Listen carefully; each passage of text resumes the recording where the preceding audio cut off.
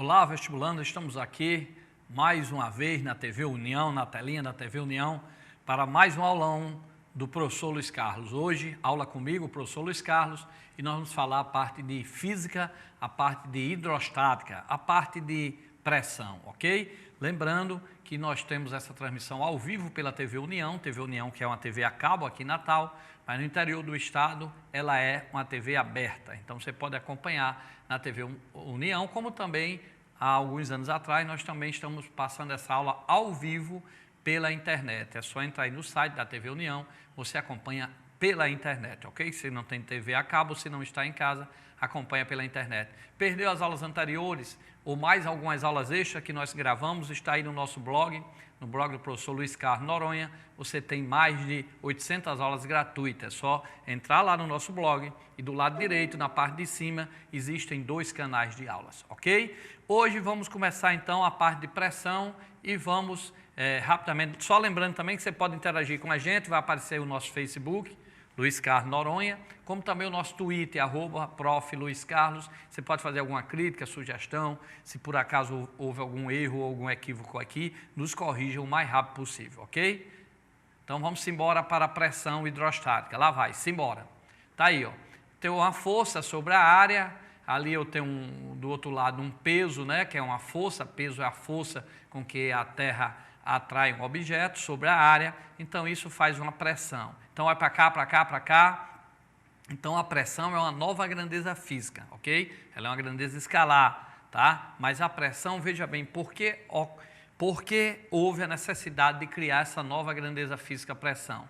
Se uma pessoa, por exemplo, uma mulher, ela pisa no seu pé com a parte de trás do salto fino, é uma diferença enorme se ela pisar de tênis. Ora, mas você diz, professor Luiz Carlos, a força é a mesma, que é o peso da mulher, tá? O que é que mudou aí, então, para acontecer isso? Então, quando a mulher está com salto fino, mudou a área de contato, a área ficou bem menor e, embora a força fosse a mesma, então fez uma diferença quando ela pisou com o tênis. Então, daí a necessidade de criar uma nova grandeza que medisse esse impacto, que percebesse essa diferença da mulher pisar com salto alto, com a parte de trás do salto no seu pé, o salto alto, tá? E a mulher pisar de tênis. Essa grandeza é a pressão. É a mesma coisa você pegar um prego e apertar o prego com os 2 dedos. Tem a cabeça, que a gente chama do prego, e tem a ponta. A ponta, como a área é menor, você está fazendo a mesma força, onde a ponta tiver, você vai sentir uma sensação pior. Então, isso aí é devido à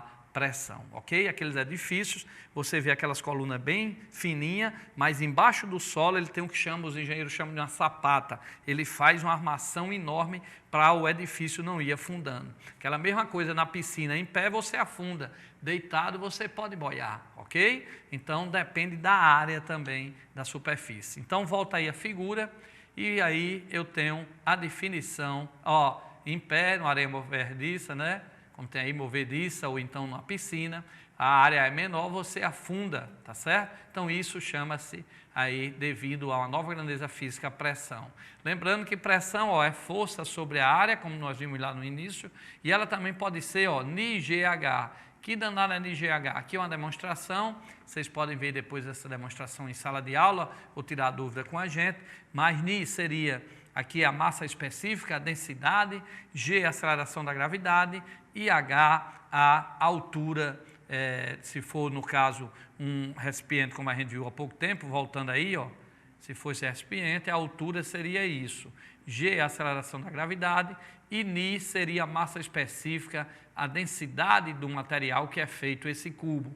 Daqui a pouco eu vou fazer uma questão diferenciando bem direitinho a massa específica, ver essa relação entre massa específica e densidade, ok? Então, pressão é força sobre a área. Eu tenho essa fórmula, pressão, força sobre a área, e tenho essa outra fórmula, pressão igual a massa específica, G vezes a altura, ok? Daqui para cá eu só fiz desenvolver. Se é força peso, força M vezes G, né? Aí fui substituindo essa parte de transformação. Aí você pode olhar, é melhor quando essa aula estiver gravada, daqui uns dias, você assiste, volta e vê todo esse desenvolvimento que vocês viram em sala de aula. Agora, se a força for na diagonal, Se a força for na diagonal, não é mais só força sobre a área. Você tem que pegar a projeção dela na vertical. Então, como esse ângulo aqui é θ, na vertical vai ser a força vezes o seno. O S aí ele substituiu a área por S. Então, se no Enem, no vestibular, a força não vier na horizontal e vier inclinada, você tem que usar a projeção dessa força na vertical, no eixo Y, formando um ângulo de 90 graus. Então, pressão só é força sobre a área se a força estiver na vertical. Então, apagando aqui, se essa força ela estiver na vertical, é só a força sobre a área.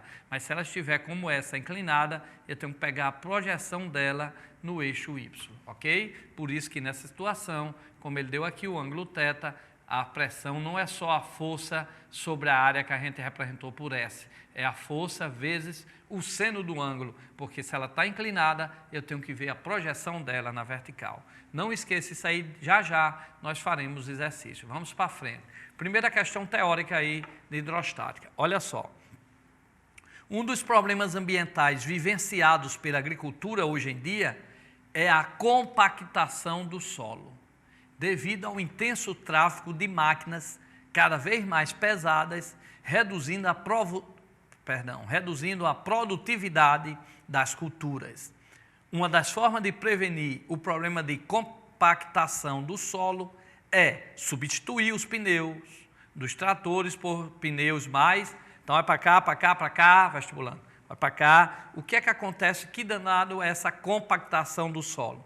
As máquinas hoje, em áreas, em fazendas enormes, de não sei quantos campos de futebol, ela usa muito máquinas para aumentar a produção, para colheita, para plantar, tá certo? Então, o que é que ocorre? Aquelas máquinas, se ela tem um peso, então ela vai impactando a terra, ela vai juntando a terra de tal forma que aquela terra que tinha uma areia mais solta e que a água da chuva, os nutrientes descia por ali, tá? Devido a essa compactação, a terra fica compacta e ela fica impermeável para a água da chuva, para a água quando você estiver irrigando as plantações. Então, para evitar isso, aquelas máquinas, ela deve fazer menos pressão na areia, porque se fizer pressão demais, termina ela juntando a areia e dessa forma a água não tem como descer para servir de alimentação para as plantas, ok? Então, o que é que ocorre? Se você usar aqueles carros, você vai usar eles com pneus mais largos, porque quanto maior a área, menor a pressão, que nós vimos há pouco tempo que a pressão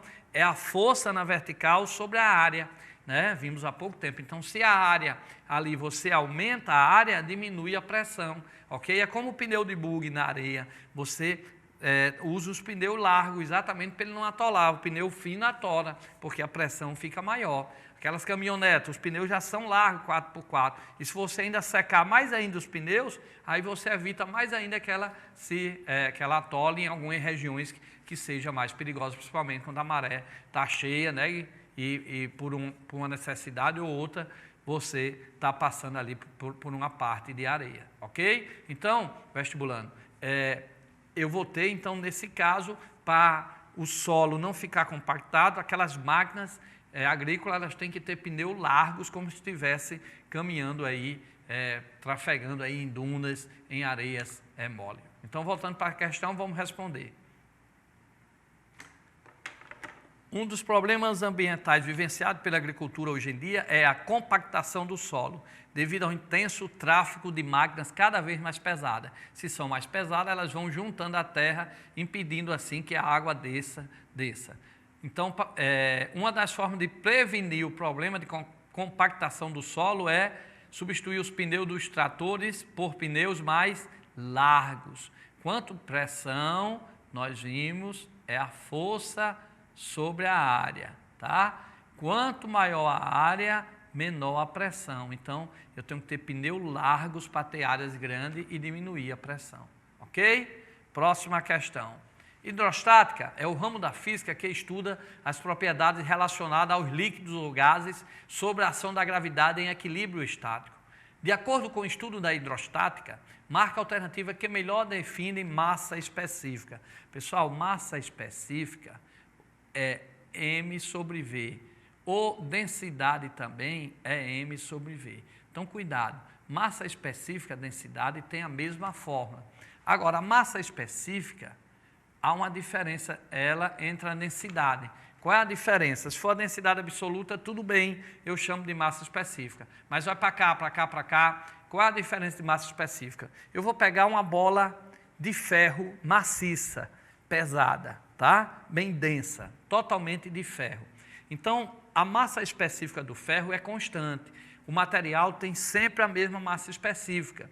A sua densidade pode até mudar, que eu vou já explicar. Mas você pegar uma bola de ferro maciça, a massa específica do ferro vai ser a massa dela, você botou lá na balança, ela tinha 10 quilos, vai ser a massa dela 10 quilos, dividido pelo volume que ela ocupa, que é o volume de uma esfera que vocês aprenderam em geometria espacial, como calcular a área, ok? Então, se eu pegar uma massa de ferro, uma bola de ferro maciça, tá? Compacta, só de ferro, então a massa específica vai ser a massa dela dividido pelo volume.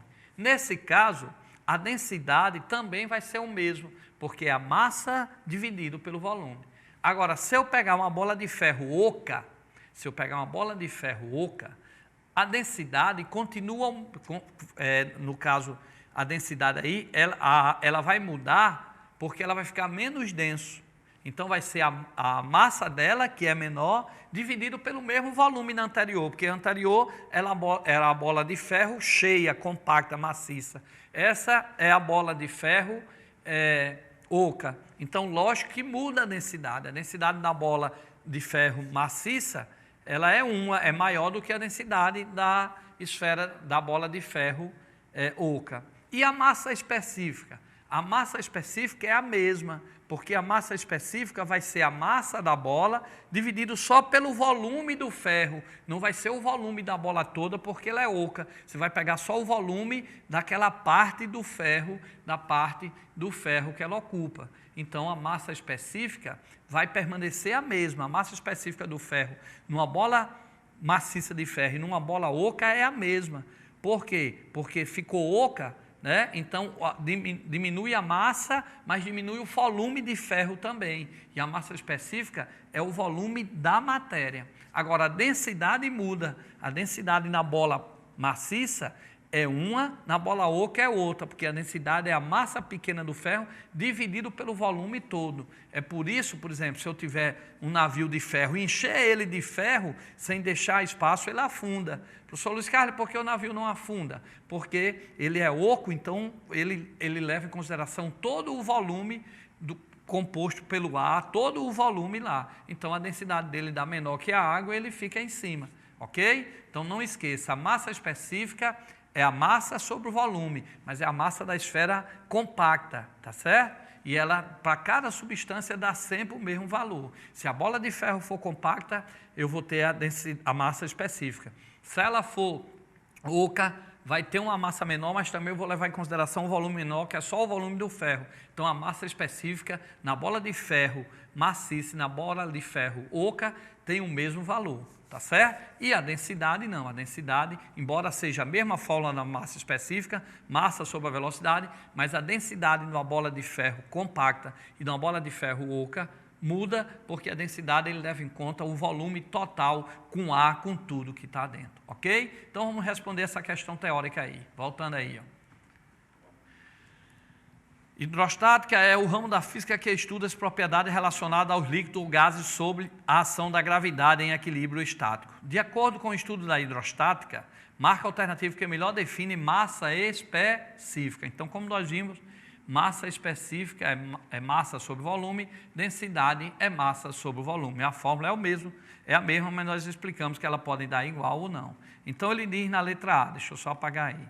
Na letra A ele diz: a massa específica de uma substância é o quociente entre o volume e a sua massa. É o quociente entre o volume e sua massa? Não. Nós acabamos de ver que é o contrário.